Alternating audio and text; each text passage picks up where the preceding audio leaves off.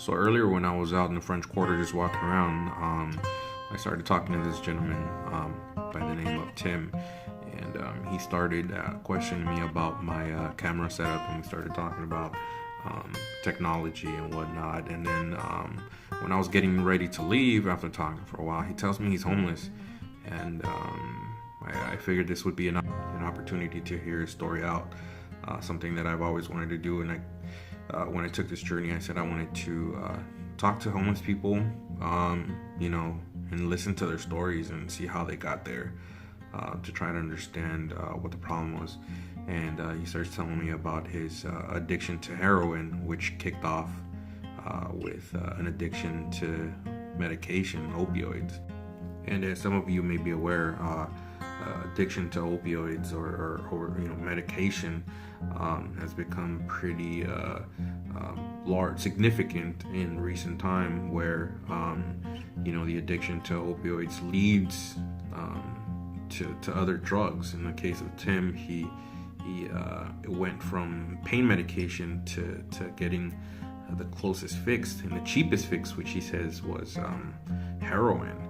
And he didn't tell me too much of his story because I didn't question him too much about the after effects and what happened after heroin. But clearly the fact that his life went in a different direction is just gives us a little bit of perspective of addiction to opioids, and then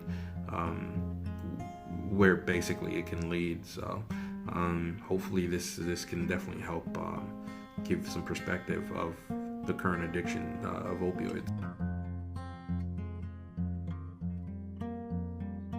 Normal guy, dude. Just like when I was in my 30s, I had some surgeries, and I always was able to leave stuff alone, leave the negative behavior alone and reach goals. But after I had them surgeries, the pills that I had sold for years, I would start taking them and stuff. You said pills? Medicate, yeah. So you started to take opioids, okay? Yeah, because when the pain went away from the surgeries, I started enjoying that shit. And before you know it, man, I bit off more than I could chew. And this guy went to high school where I always knew he had the plug on heroin, from uptown. And I started fucking around with that, man. So the opioids couldn't cut it anymore, huh? And no, so it took you to heroin? Way more bang for my buck, bro, with the heroin. Damn. Way more bang. Yeah. As opposed to spending maybe $40, $50 to get straight off of pills, you spend $10 and get way more high on heroin. And before you know it, you playing around with death, because you get out to about half a gram a day of some good stuff.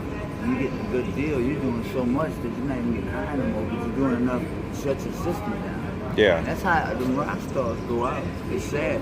Probably their last shot, they didn't get high. They just did so much, man, and it's fucking didn't wake up. Respiratory system is shut down. And they call it suicide. It's been happening a lot, man. A couple of my favorite artists recently, they passed away, off of that. And so it's just, to me, what I'm out here to do is trying to get people to